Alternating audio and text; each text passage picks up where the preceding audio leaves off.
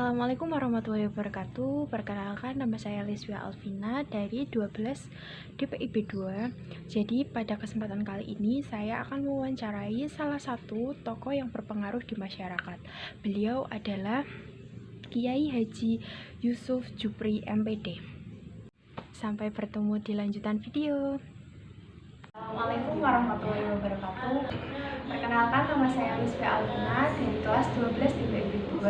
Jadi pada kesempatan kali ini saya akan mewawancara salah satu tokoh masyarakat, yaitu dengan Bapak Kiai Haji Yusuf Jupri. Baik, dari sebelumnya Bapak telah menjelaskan bahwa pengalaman terbanyak Bapak adalah menjadi guru. Ya. Adakah alasan yang mendorong Bapak itu bisa memilih pekerjaan tersebut? Saya pernah dulu bercita-cita ingin jadi guru. Saya setelah lulus MTS itu sekolah di PGA NU Alhidayah Kendal di utara Masjid Kendal. Ternyata saya masuk tahun 77.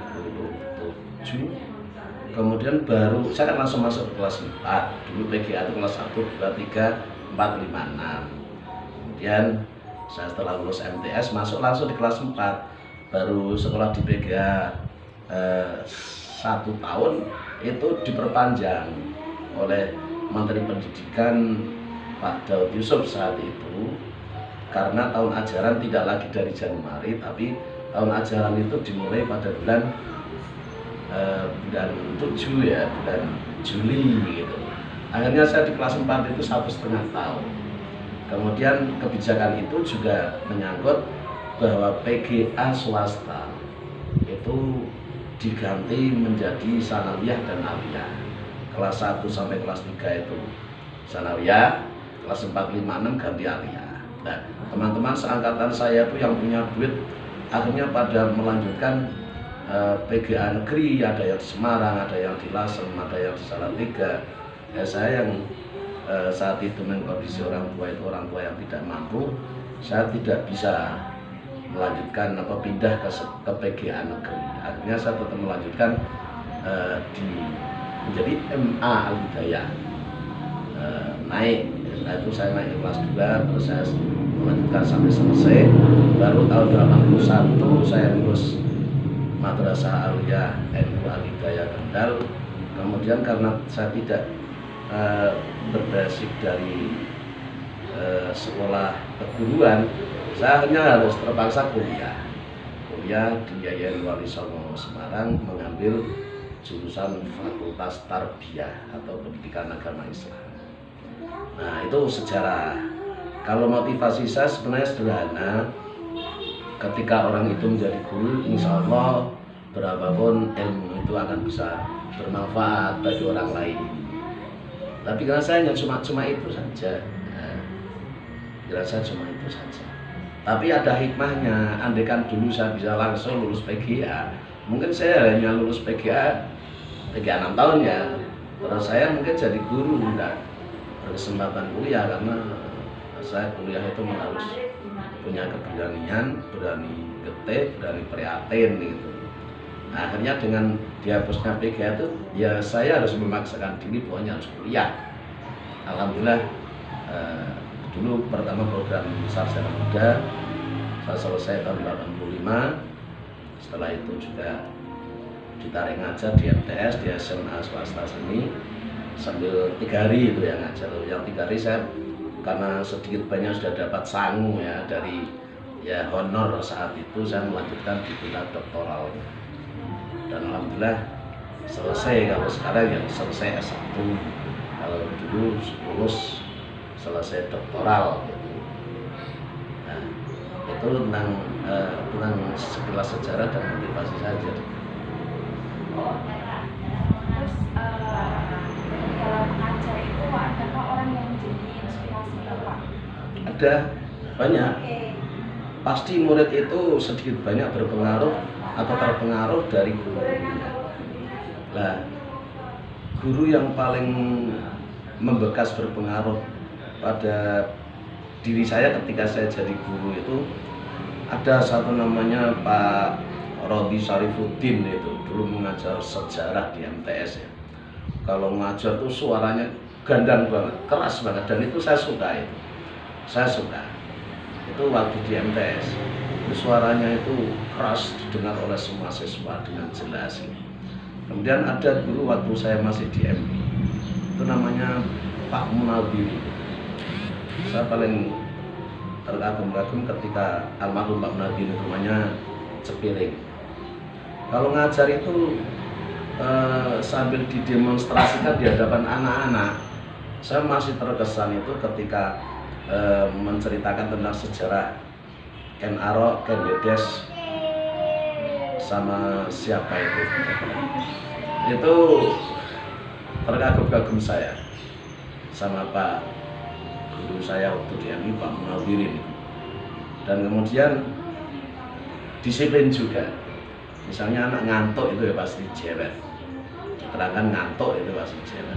Kemudian sekolah tidak boleh pakai gelang karet. Kalau pakai gelang karet itu ya waretnya udah disopot, ditarik, cepretkan tangannya.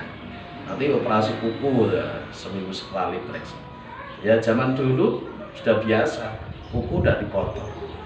Itu penggaris itu mereng itu, aku kan di jarinya, besok dipotong, besok dipotong.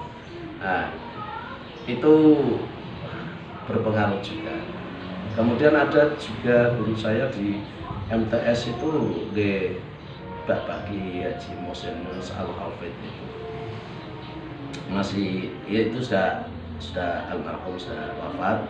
Masih ada guru MTS saya yang masih sugeng itu Pak Haji Abdul Wahid yang sekarang di Bugani.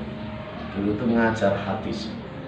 Kalau ngajar hadis seminggu sekali pasti hafalan hadis 3 atau 4 hadis. Saya dulu tidak paham hadis itu apa itu. Disuruh menghafalkan. Ketika saya sudah dewasa, besar, dimanfaatkan oleh masyarakat, yang ternyata ilmu-ilmu yang sekarang dimanfaatkan di masyarakat itu ya yang dulu disuruh ngapal-ngapal ke itu sama Pak Haji Abdul Wahid itu. Sehingga saya alhamdulillah ya banyaklah hadis-hadis pendek, hadis-hadis harian yang saya hafal. Juga termasuk ayat-ayat Al-Quran itu yang dulu diajar oleh almarhumlah Bapak Haji Muhsin. Jadi pasti ada yang diberikan, ada yang memberikan inspirasi. Tapi tentunya pasti guru-guru yang menjadi idola itu. Kira-kira seperti itu.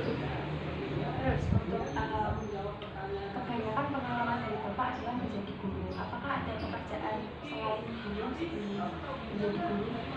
Saya sebenarnya pada prinsipnya itu ya mengabdi ya. Jadi hidup itu adalah pengabdian bagi saya. Mungkin untuk negara saya mengabdi sebagai guru negeri gitu ya. Tapi di masyarakat itu saya sejak masih muda itu suka di organisasi. Di organisasi pertama di Himpunan Remaja Islam sini itu tahun 79 itu dulu didirikan. Dan saya sering diajari oleh senior-senior saya di organisasi Himpunan Remaja Islam masih lingkup 1 Dukung Ketasi. Diajari mulai jadi MC, diajari sambutan, terus lama-lama diajari ngisi tausiah atau ceramah gitu. Kemudian di organisasi tingkat di Duko saya ditarik langsung direkrut di organisasi tingkat desa Karang Taruna. Dan juga di Karang Taruna. Kemudian di organisasi pelajar NU saat itu saya ditarik direkrut di kepengurusan tingkat PAC Ibnu Kecamatan Begana. Dulu masih gabung ada dengan Begana sama Ngantel. Dan saat itu terus saya akhirnya sampai beberapa organisasi di tingkat kecamatan kayak Ansor, juga di tingkat kabupaten, mulai yang namanya ikut di lembaga pendidikan Ma'arif, kemudian di lembaga dakwah NU, kemudian jadi pernah wakil sekretaris PCNU, terus kemudian saya juga pernah menjadi ketua lembaga kajian pengembangan sumber daya manusia atau LAPSDA. Dan saya sejak tahun 82 itu aktif di Ibnu, terus sampai tahun 2015 spesialis saya itu jadi instruktur kader. Ya tidak hanya di IPMU, PP, Pare di Ansor, bahkan sampai di Fataya, di NU sendiri itu ya saya jalani. Jadi pengalaman hidup itu sebenarnya justru yang paling penting. Jadi bagi anak muda sebenarnya berorganisasi itu akan bisa manfaat. Kita akan mengasah diri, akan melatih diri. Dan saya bisa seperti sekarang ini ya karena tadi berpengalaman di organisasi, berbagai organisasi. Ya kira-kira seperti itu. Terima kasih Pak, cukup Ya, menarik sekali ceritanya. ya. Saya mau ucapkan banyak terima kasih karena Sama-sama. telah meluangkan waktunya untuk saya Ya. mewawancarai. Ya terima kasih sama-sama.